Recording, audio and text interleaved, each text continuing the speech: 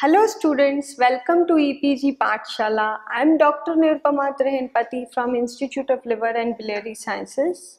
Today we are going to discuss the module Biology of Viral Diseases, which is from paper Molecular Therapeutics.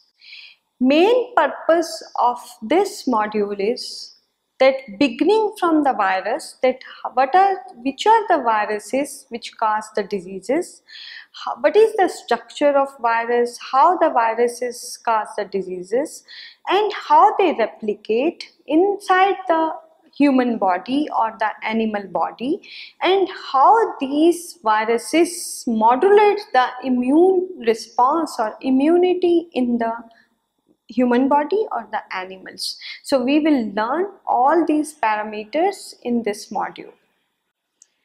Virus is a small infectious agent which replicates only inside the living cells of organism. Viruses can infect all type of life forms, from animals to plants to microorganisms, including bacteria and the archaea. Viruses also exist in the form of independent particles. These viral particles, known as virions, consist of 2 to 3 parts. What is the part? Genetic material made from either DNA or RNA, a protein coat which covers this genetic material called as capsid, which surrounds and protects this genetic material, envelope of lipids that surrounds the protein coat when they are outside a cell. Viruses bind to molecules displaced on the host cell surface. Viruses generally use cell surface receptor molecules to infect animal cell or the host cell. I will give you the example of rabies virus. Rabies virus used nerve growth factor receptor, nicotinic acetylcholine receptor, or the cell-cell adherent protein ANCAM receptors, which is used by the rabies virus to specifically infect the neurons. Viruses, after adhesion and infection through receptor, then can only replicate inside the host cell. Sometimes viruses need the co-receptors also. Taking the example of human immunodeficiency virus, which we call normally as HIV virus, all strains of HIV virus require CD4 as a primary receptor. However, early in infection, most of the viruses use, or the all strain of the HIV viruses use CCR5 as co-receptor, allowing them to infect macrophages and their precursors, monocytes. Therefore, many of the viruses need receptor as well as the co-receptor. How virus enter into the host cell? We will talk about virus entry. Virus enter to the host cell by membrane fusion, pore formation, or membrane disruption. Enveloped viruses enter the host cell by fusing either with the plasma membrane or with endosomal membrane following endocytosis. Fusion is thought to proceed by a mechanism similar to snare-mediated fusion of vesicles during normal intracellular vesicular traffic. Non-enveloped viruses generally either form a pore in the cell membrane to deliver the viral genome into the cytoplasm, or they disrupt the endosomal membrane after endocytosis. There is virus entry and fusion. Generally, how virus enters into the host cell. As I explained you earlier, there are receptors with the virus that they bind. Receptors are present on the host cell. Virus bind to that receptors, and then that virus adhere to the cell wall like this, that it will infuse into the host cell by uncoating or shedding the outer wall of the virus, and this uncoating releases the genetic material and component of the virus into the host cytoplasm. Now this genetic material will be reverse transcribed using the host nuclear machinery. Now viral RNAs or viral DNA will be translocated when they become totally and they become the cover of the wall of the virus, and this covered virus will blubbed out, or which we called blubbing of the host wall, which intake the virus, and this virus now it will be infused back, circulate back into the host system. How the virus enter? As I told you, it attached to the receptor, then it attached to the host wall, and the host wall will take inside by uncoating. However, the fusion method is also there. It will bind to the receptor, there will be the now fusion of the viral wall and the fusion of the host wall. Naturally, the step will take into the RNA replication and the viral replication. Now viral will be again use the host wall lysis, and this host wall will be lysed and the total virus can come out. Virus use host machinery. In the part 1, I will tell you that how virus use the host machinery. Viruses use the basic host cell machinery for most aspects of their reproduction. Take over the example of metabolism of the host cell. In contrast, they are dependent on the host cell ribosomes to produce their protein, and some also used host cell DNA and RNA polymerases for their replication and transcription. Many viruses encode proteins that modify the host transcription or translation apparatus to favor the synthesis of viral proteins over those of host cell. As a result, the synthetic capacity of the host cell is directed principally to the production of new viral particles. I will take the example of many different viruses while talking. As I earlier told you that viruses used host machinery. Like the example poliovirus. Poliovirus encodes a protease that specifically cleave the Tata binding factor component, effectively shutting the host cell system or the host cell transcription, or RNA polymerase II will be shut off by the poliovirus. Influenza virus produces a protein that blocks both the splicing and polyadenylation of transcript belongs to the host, which therefore fail to export it from the nucleus. So virus uses the host machinery for their own successful survival and replication. Translation initiation of host mRNAs is often inhibited during viral infection, so that the host cell ribosomes can be used more efficiently for synthesis of viral protein. Some viruses encode endonucleases that cleave the 5' cap from host cell mRNAs. Some even then use the liberated 5' caps as primer to synthesize their own viral mRNAs, which is process called cap snatching. Several other RNA genomes encode proteases that cleave certain translation initiation factors. These viruses rely on 5' cap independent translation of the viral RNA using internal ribosomal entry sites. How the virus modulates the host immunity? There are the two kinds of innate immunities in the host, innate and adaptive immunity. Innate immunity is generally run by the antigen presenting cells, monocytes, macrophages, and adaptive immunity has two important cells, B cells and the T cells. B cells make antibodies and not useful in defending against virus directly. However, T cells lyse the virus. T cells are important and highly important in the immune response to the viral infections. So how viruses modulate the host immunity, I will explain you in the next slides.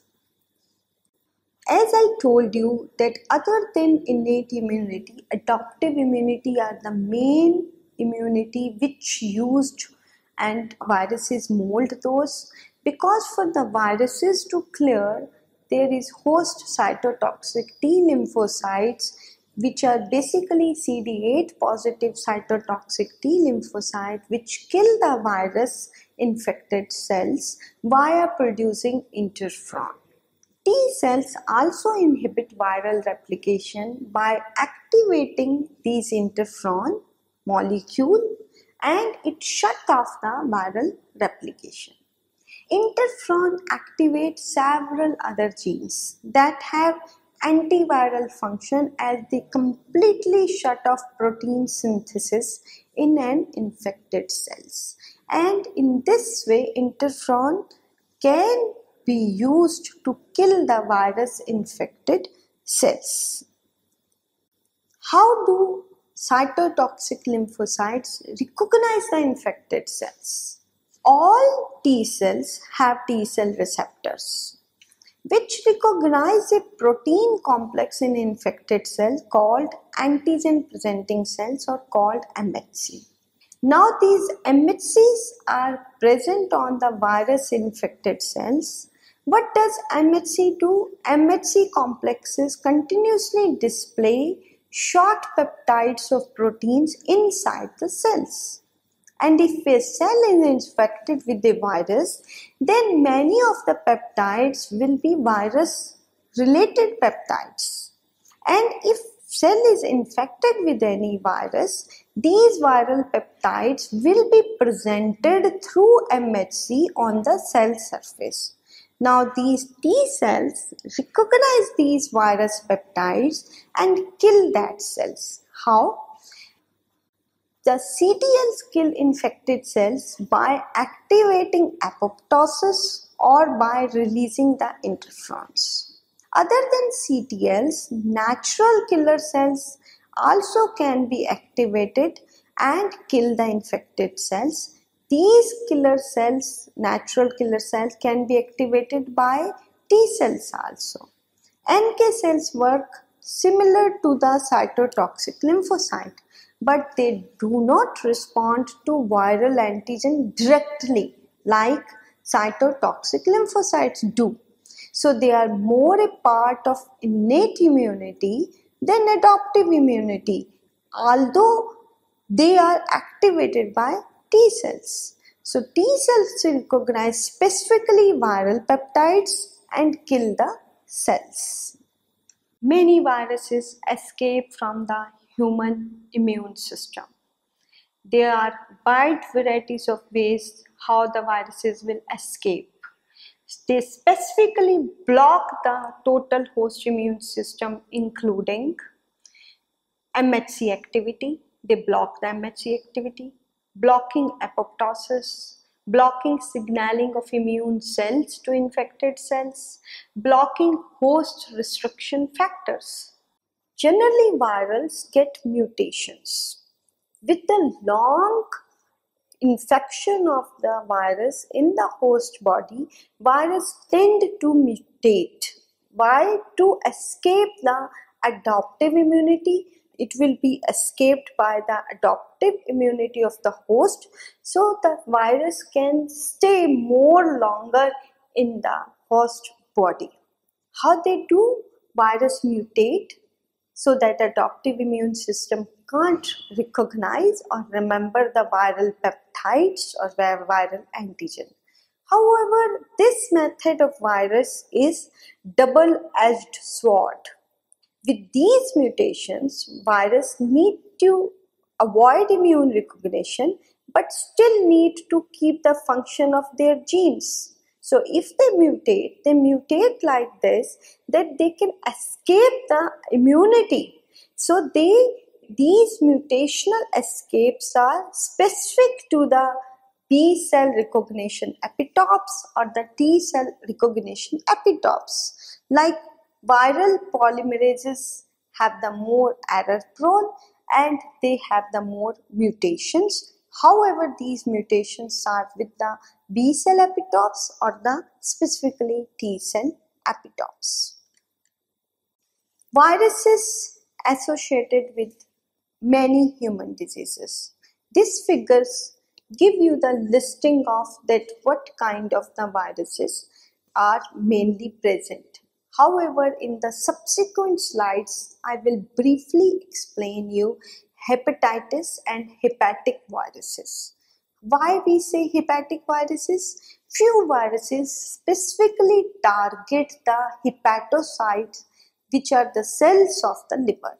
Individual cells of the liver are called hepatocytes, and when any virus which it infects the liver specifically, it is called as hepatic viruses. There are 4 kinds of hepatic viruses. In fact, 5 kinds now it has come. The type A, hepatitis A virus, hepatitis B virus, C virus, D and hepatitis E virus. I will give you example of hepatitis B virus, mainly how it mutate, specifically how it resides in the human body, how it makes the persistence in the liver and make the chronic liver disease. That hepatitis B virus, when infects the human body, it becomes the acute hepatitis B infection. And most of the time, acute hepatitis B infection is cleared by host immunity. 90% of this infection resolved, and 9% of the population only stays with the viral antigen like HBs antigen positive for 6 months. However, only the 1% of total, they are not able to clear the virus or resolve the infection, and it gives the fulminant hepatitis, which is that cause the mortality rate high. With the fulminant hepatitis, most of the patients, they lead to the mortality and die. What is the mechanism of this virus? Why this virus persists? As I told you, the virus always use their viral antigen to suppress the immune system of the host. So, for the immune suppression, one is the viral factors which suppress the immunity of the host. Other are the even host factors are also important in immune suppression after the viral infection. However, persistence of hepatitis B virus is important. Why? This virus stay in the nucleus of the host or the nucleus of the hepatocyte in the liver. These hepatocytes have the covalently closed circular DNA of the virus in the nucleus. Now this covalently closed circular DNA is called as cccDNA of the virus, which is present in the nucleus of the hepatocyte. Now this infection is the persistence HBV infection, and infection of this kind is taking care of the immunologically privileged sites, and this is the becoming persistent infection and leading to the morbidity and high mortality due to this infection in the patients. As I told you, many viral factors, they suppress the host immunity, like the outer covering of the hepatitis B virus, which we called as the envelope of the virus, is called as the HBe antigen. This antigen has the tolerizing properties, like it suppresses the T and B cell responses. It depletes the CD4 T cells because it makes the apoptosis of these CD4 T cells. In fact, this antigen negatively regulates the toll-like receptor expression on antigen-presenting cells, and this viral factor actually diminishes or suppresses the host immunity. It shows that how the viral factors impairs the innate immunity of host. They regulate the dendritic cell function. They even suppress the TLR receptors. They functionally inactivate NK and the T cells. That how the viral hepatitis B virus antigen affect the adaptive responses in the host, especially the CD8 T cells. CD8 T cells in the liver, they are shut down or their functionalities are diminished due to this hepatitis B virus infection. Why? Because they require a direct physical contact.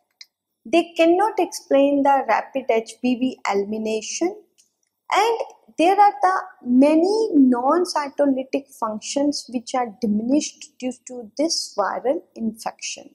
These non-cytolytic functions, they do destabilize HBV microRNA in the nucleus.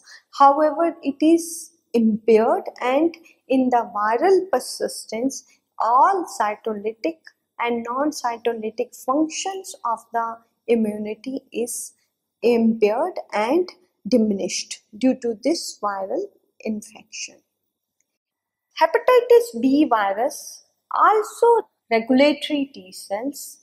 It makes the increased regulatory T cells. Literature and the scientists have shown after any viral infection, there is a upregulation of regulatory T cells.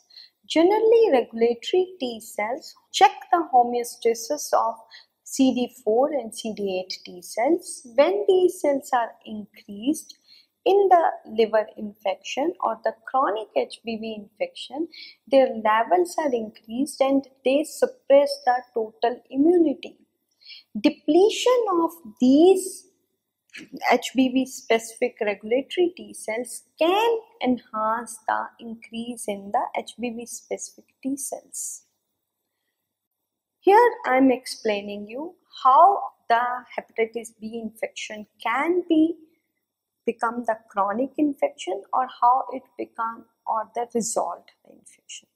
Whenever the HBV infection in the hepatocyte is there, during the chronic infection, there is the suppression of immunity, depletion of T cells, depletion of specific viral NK cells, and non-specific NK or T cells or NK T cells are more, which cause the more inflammation. However, they fail to reduce the viral infection or viral replication.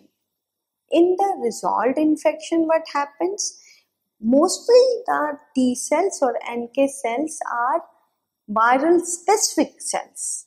These cells, they try to dissolve the virus from the hepatocyte through apoptosis of the hepatocytes or through the interferon production. There are minimal other non-specific cells which can cause the more of the inflammation. So if the host immunity is stable, then there is no survival of virus. However, in the suppressed immunity, there is an increased survival of virus. As I explained you earlier, that how virus enters. Here also I depicted that how virus enter into the hepatocyte. Initial recognition by the hepatocytes after the HBV infection is through the toll-like receptors. Toll-like receptors are present on the hepatocyte. Hepatitis B virus sense those toll-like receptors. They bind to the toll-like receptor of the hepatocyte and then they infuse in the hepatocyte through the fusion method again. Whenever there are toll-like receptor increased, then or it is decreased, then how the virus persists or virus goes. If the toll-like receptors are more sensitive and more present on the hepatocyte, they will sense the viral infection and the virus will come into the hepatocytes and it will lead to the better CD4 CD8 T cells activations, and those CD4 CD8 T cell activation may clear the virus infected hepatocytes. However, these toll-like receptors mainly from TLR2 to 3, 4, 5, 7, 9 are decreased. In this case, when the toll-like receptors are decreased, HPV or hepatocyte have the HBV infection and that HBV virus replicate more profusely and infect the other hepatocytes also. Similarly, in the case of hepatitis C virus infection, similarly the B cells, cytotoxic T lymphocytes, CD8 T cells, APCs and CD4 T cells are the main players in the host immunity which can destroy the hepatocyte infected by the HCV infection and resolve these infections. However, under the increased viral load, these all cells goes with the suppression and hepatocytes stay happily with the viral infected cells as viral infected cells, and it grows and it replicates in the other hepatocytes also. What are the targets of these viruses? How we can neutralize or abolish these viruses? So target to neutralize these viruses through antibodies, through generating the neutralizing antibodies. These antibodies, like in hepatitis B virus, there are against the E antigen envelope. Similarly, in hepatitis C virus, antibodies are against through the E1 and E2 envelope proteins. These have the protective role and demonstrated in vitro that these neutralizing antibodies in chimpanzees, infected chimpanzees with HCV, they work and these antibodies can neutralize the virus. Now I will explain you a little bit about antiviral drugs. When making an antiviral drug to stop a viral infection, there are several stages when most drug developers target, which include how we can detach the virus from the cell. So there is drug against the virus attachment of the cell, drug against the viral replication, and drug against the viral maturation. There are many drugs listed in this slide which can be used for the hepatitis B virus, HIV virus, and as can be used as the transcriptase inhibitor of the virus, or it can hamper the replication of the virus. There are many antiviral drugs, like I will talk about HIV protease inhibitor drug, which prevents the maturation of HIV particles. Another drug is ribavirin, which works with the HIV also, hepatitis also, and it has a broad spectrum drug, meaning it targets many different types of viruses.